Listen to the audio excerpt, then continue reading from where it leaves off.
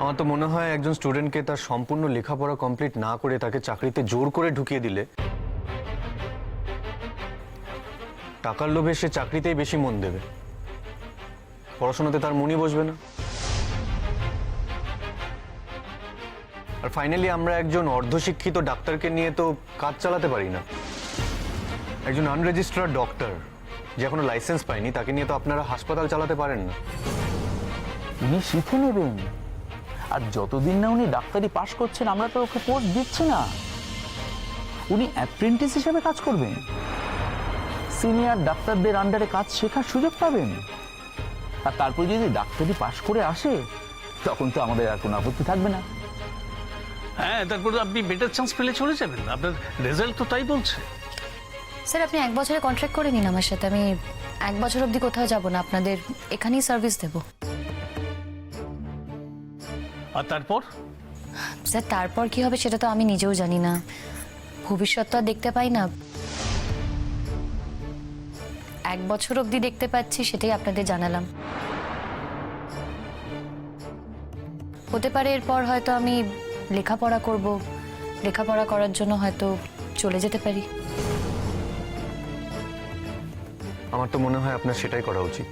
Sir আমার মনে হয় আমার কি করা উচিত কি উচিত নয় সেটা বোঝার মতো বয়স আমার হয়েছে।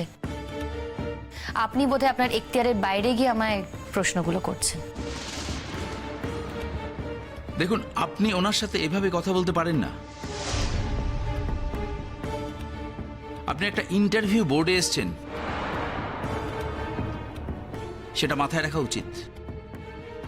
I am sorry sir, I am really very sorry, কিন্তু ওনারও মাথায় রাখা উচিত যে উনি আমাকে এই প্রশ্নগুলো করতে পারেন না। উনি আপনাকে অন্যায্য কোনো প্রশ্ন করেনি। আপনি কিন্তু একজন স্টুডেন্ট, আপনার প্রধান মোটো হলো লেখাপড়াটা করা। বুঝতে পেরেছি, আমি ধরেই নিচ্ছি যে আমার এখানে চাকরিটা হবে না, আমি অনর্থক আমার সময় নষ্ট করছি। আমাকে ফিরতে হবে অনেকটা দূরে, 200 কিলোমিটার দূরে। না, আমরা সেভাবে বলছি না, আপনাকে আমরা চলে যেতে বলছি না, আপনি নিশ্চয়ই ওয়েট করবেন। শুধু বলছি আর একটু ধৈর্য ধরতে হবে। দেখুন, ইন্টারভিউ বোর্ড ফেস করা একটা চ্যালেঞ্জ, আপনি সেটা কত ভালোভাবে ফেস করছেন সেটা তো আমাদের দেখে নেওয়া দরকার, কারণ ভবিষ্যতে আপনাকে তো পাবলিক ডিল করতে হবে, আর সেই এবিলিটিগুলো আমরা দেখে নিয়ে ইন্টারভিউ বোর্ডের সাহায্যে। সুতরাং এটা তো আপনাকে বুঝতে হবে। সরি স্যার, আমি কাউকে অসম্মান করিনি, তবুও যদি আমার ব্যবহারে কি অসম্মানিত হয়ে থাকে then I am really very sorry. আপনার তো রেকর্ড সাংঘাতিক ভালো, উনি তো আপনার ভালোর জন্যই বলেছেন। যে আপনার লেখাপড়ায় মন দেওয়া উচিত, একজন সিনিয়র ডক্টর হিসেবে উনি তো এটা বলতেই পারেন। হ্যাঁ আমি জানি, ওনাদের মতো শুভাকাঙ্ক্ষী আমাদের মতো মানুষদের জন্য খুবই কম থাকে। আমি এগ্রি করছি স্যার। ঠিক আছে, আমরা দেখছি, আপনি ওয়েট করুন। আজকে আমরা রেজাল্ট আউট করে দেব, দেখা যাক আপনার জন্য কতটা কি করতে পারি। আপনি একেবারে রেজাল্টটা জেনেই যাবেন। Thank you so much sir, আশা করি আপনাদের এখানে আমি কাজ করতে পারবো, আপনারা আমাকে যোগ্য মনে করবেন। ধন্যবাদ। এ তো হাতে চাঁদ পাওয়ার মতো, একেই আমরা রাখতে চাই। সিনিয়র ডাক্তারদের পাশে থেকে কাজটা শিখবে আর নিজের বেস্টটা দেবে, এত ভালো স্টুডেন্ট, আর 1 বছরের কন্ট্রাক্ট করতে চায়। এরকম যদি হয়, নাথিং লাইক ইট। কি আছে, 1 বছরের মধ্যে আমাদের ছেড়ে তো অন্য জায়গায় যেতেও পারবে না। হ্যাঁ, স্ট্রেট ফরওয়ার্ড, সোজা সাপটা কথা বলেন, কিন্তু কাজটা যে ভালো করে করবেন সেটা আশা করা যায়। আর খুব প্রয়োজন ছাড়া তো আসেননি, আমরা বিপদের দিনে পাশে দাঁড়াচ্ছি, আশা করি উনি চট করে আমাদের ছেড়ে চলে যাবেন না। কিন্তু তাই বলে ওনার তো এখানে চাকরিটা হতে পারে না। কেন? একজন স্টুডেন্ট যার এখনো ডাক্তারি পড়াটা কমপ্লিট হয়নি, ডাক্তারি পাস করেনি, তাকে শুধুমাত্র কাজ শেখার জন্য আপনারা এখানে চাকরি দিয়ে দেবেন? এটা তো হতে পারে না। আর তাছাড়া এরকম কোনো পোস্ট আপনাদের এখানে আছে, মানে আপনাদের অ্যাপ্রুভড ডেজিগনেশন আছে এই হসপিটালে, সেরকম কোনো রেজলিউশন আছে? কই, আমরা তো এত কিছু ভাবিনি। আমার মনে হয় না এরকম একজন ভালো স্টুডেন্টকে শুধুমাত্র কাজ শেখানোর জন্য আপনাদের এখানে ওকে আটকে রাখা উচিত। তাহলে উনি তো খুব আশা করে আছেন। ইন্টারভিউয়ের প্যানেলে বসে আপনি কি সবার আশা মেটাতে পারবেন? আই মিন, যারা বাইরে বসে আছে ক্যান্ডিডেটসরা, সবার আশা মেটাতে পারবেন? পারবেন না। আমার মনে হয় যারা কম্পিটেন্ট, যারা ডিজার্ভ করে, যারা ফুল ফ্লেজেড ডক্টর, তারাই ডিজার্ভ করে এই চাকরিটা, তাদেরকেই দেওয়া উচিত। এনিওয়েজ, আমি একজন এক্সপার্ট হিসেবে আমার মার্কিংসগুলো এখানে দিয়ে রাখছি।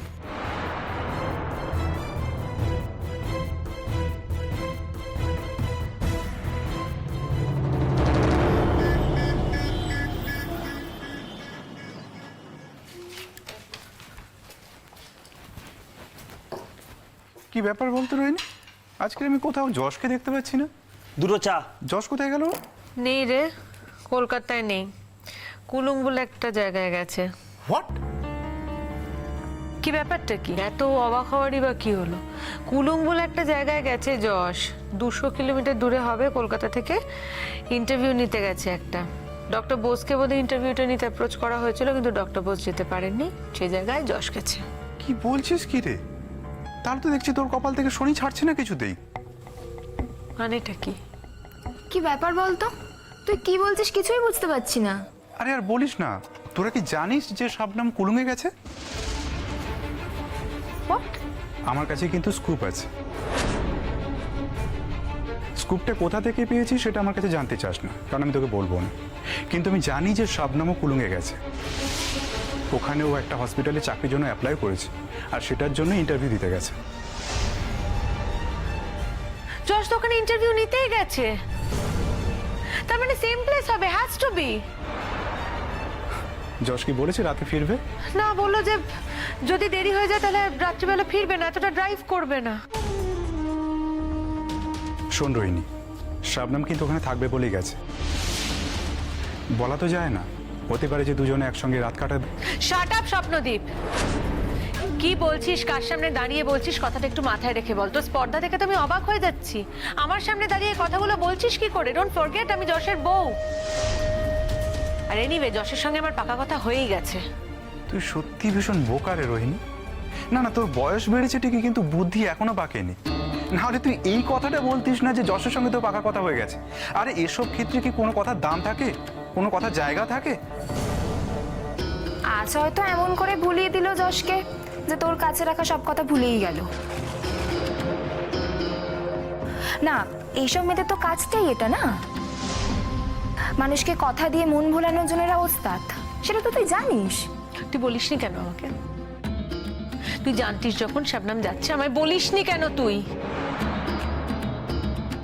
আমি কি করে জানবো যে যশও ওখানে যাবে? আমি ভেবেছিলাম হয়তো তোর ঘাট থেকে পেটনি নেমে গেছে। আমি শুনে আনন্দ পেয়েছিলাম, আর তোকে এমনিতেই বলতাম। তারপর দেখছি এই কাণ্ড, যশও নাকি ওখানে গেছে। এ তো দেখছি ঈশ্বরের তৈরি করা যোগাযোগ। তুই আমি কাটাবো কি করে? প্লিজ স্বপ্নদীপ, আমার সঙ্গে এভাবে কথা বলিস না প্লিজ। তুই এত রেগে যাচ্ছিস কেন?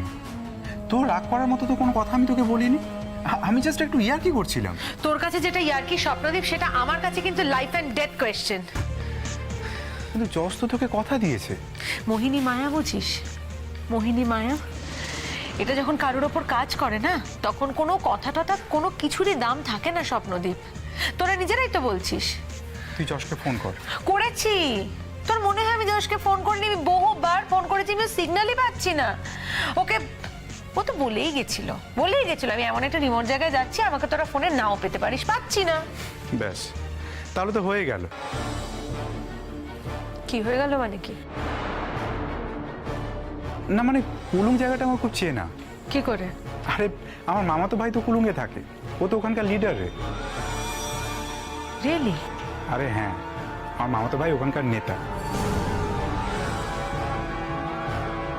তাই যখনই আমি কুলুং কথাটা শুনেছিলাম, কান খাড়া করে রেখেছিলাম।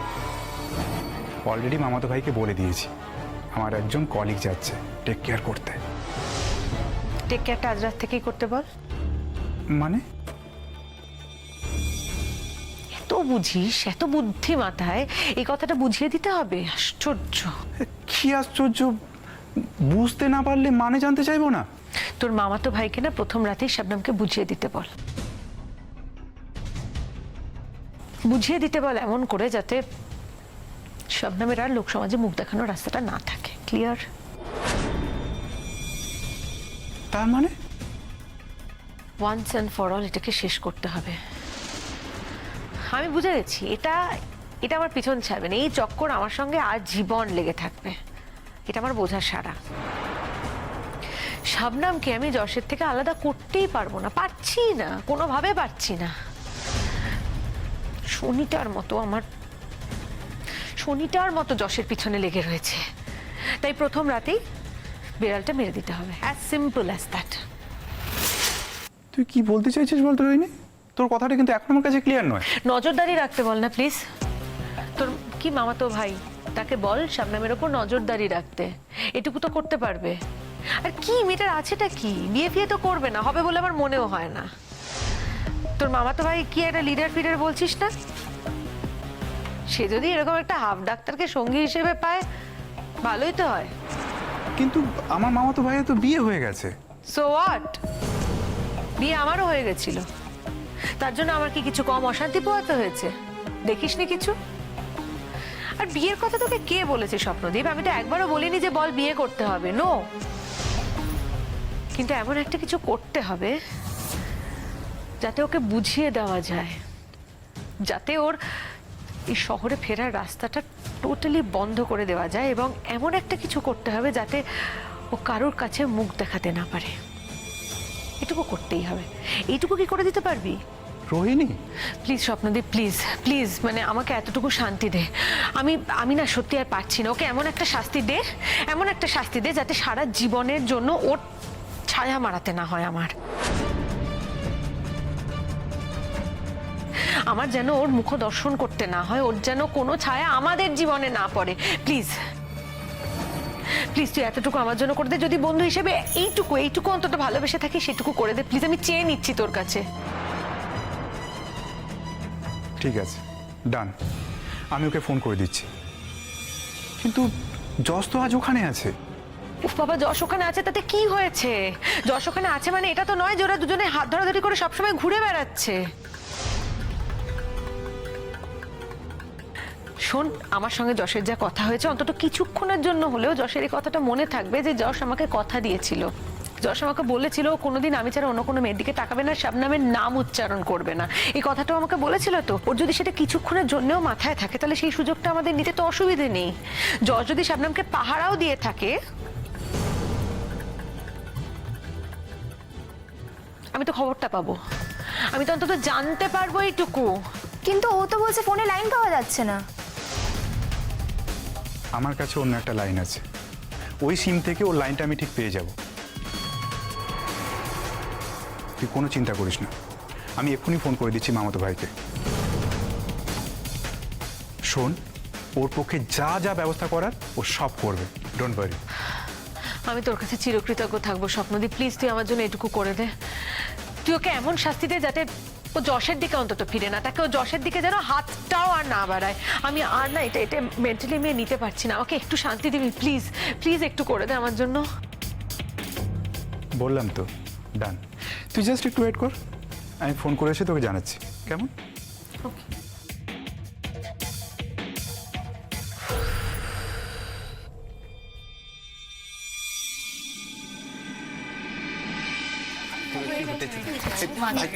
একটু দেখি না, একটু প্লিজ।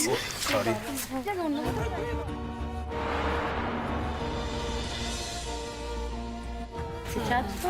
ঠিক হয়ে গেল। কি আছে? হ্যাঁ, ঠিকই কথাই ভালো লাগে বাবা, বাঁচানো সত্যি কথা। তোমার হয়নি?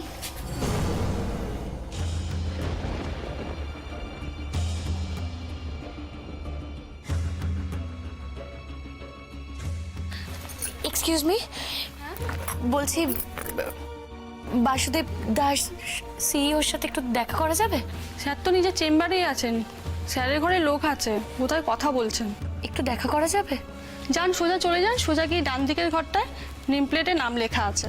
Thank you so much. শুনুন, কি বলবেন? নাম ওঠেনি তাই বলতে যাচ্ছেন? আপনার তো নাম উঠেছে, কংগ্রাচুলেশনস। হ্যাঁ উঠেছে তো, কিন্তু 4টি তো সিট ছিল আর 4 জন কি নেওয়া হয়ে গেছে? তাহলে আপনি কি এখন এটা বলতে যাচ্ছেন যে এই 4 জনের মধ্যে একজনকে বাদ দিয়ে যদি আপনার নামটা রিপ্লেস করা হয়? আমি কি বলতে যাচ্ছি সেটা যদি এতই জানার ইচ্ছে থাকে তাহলে আমি আপনাকে বলবো আপনি আমার সাথে ভেতরে আসুন। দেখুন, বাইরে থেকে গেস করে তো সবটা জানতে পারবেন না, তাই আমার সাথে ভেতরে আসুন, সেটাই ভালো।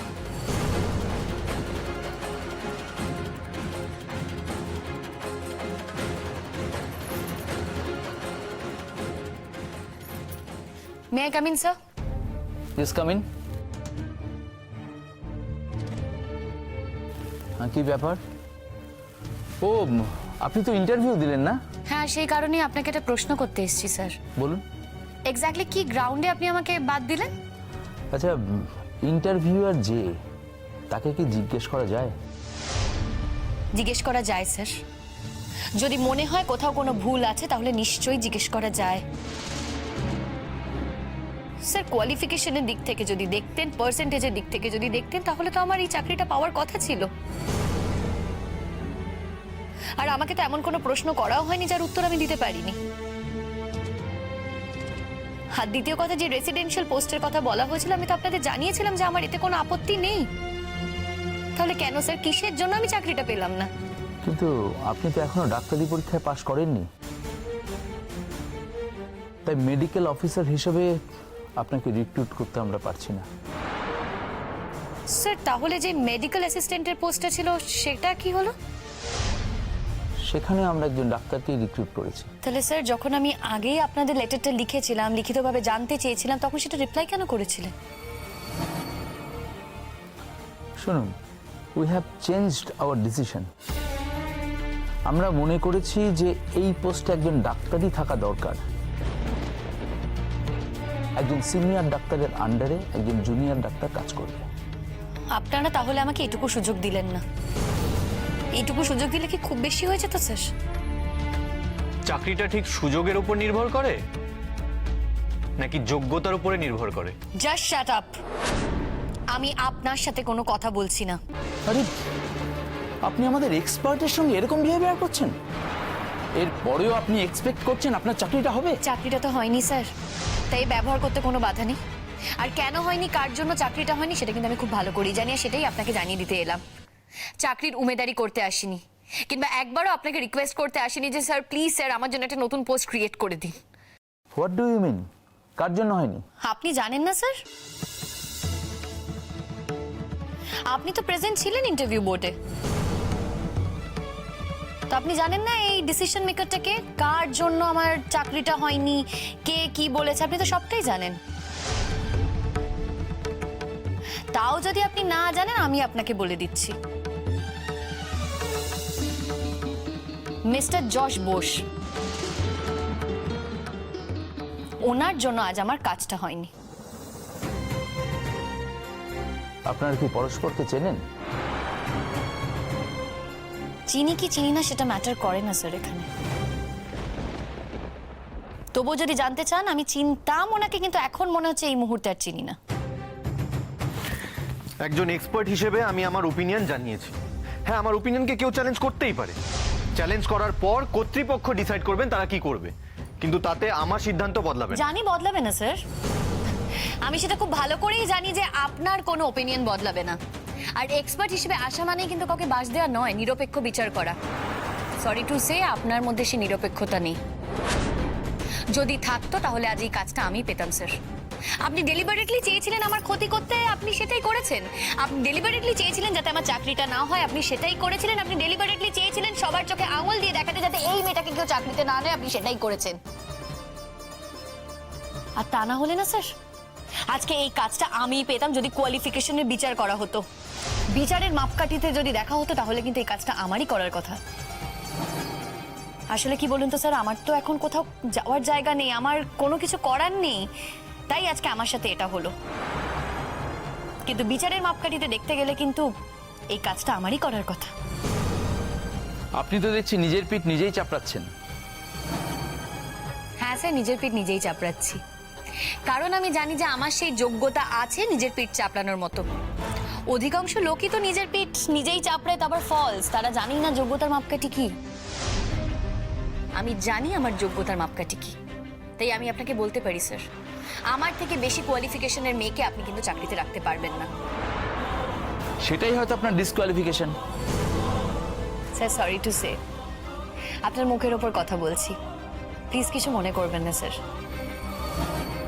স্যার দেখুন, এটা যে আমার ডিসকোয়ালিফিকেশন নয় সেটা কিন্তু আমি আগেই প্রমাণ দিয়েছি, আপনি সেটা খুব ভালো করেই জানেন স্যার। আর আমি আপনাকে বলেও ছিলাম যে আমি 1 বছরের কন্ট্রাক্টে থাকতে রাজি, আপনি সবটাই জানেন। I really understand sir, basically it's not your fault. আসলে কি বলুন তো, যে এক্সপার্ট এসছে আপনি তাকে সম্মান জানাতে চেয়েছেন, তাকে মর্যাদা দিতে চেয়েছেন, তাই ওনার কথা শুনে আপনি এটা করেছেন। তা না হলে স্যার আমার যা যোগ্যতা আছে তাতে এই চাকরিটা আমারই পাওয়ার কথা। কলেজ থেকে আমার ভূয়সী প্রশংসাপত্র আপনারা পেয়েছেন, আমি স্টুডেন্ট অফ দ্য ইয়ার হয়েছি স্যার। স্যার প্রতি বছর আমার রেকর্ড মার্কস থাকে,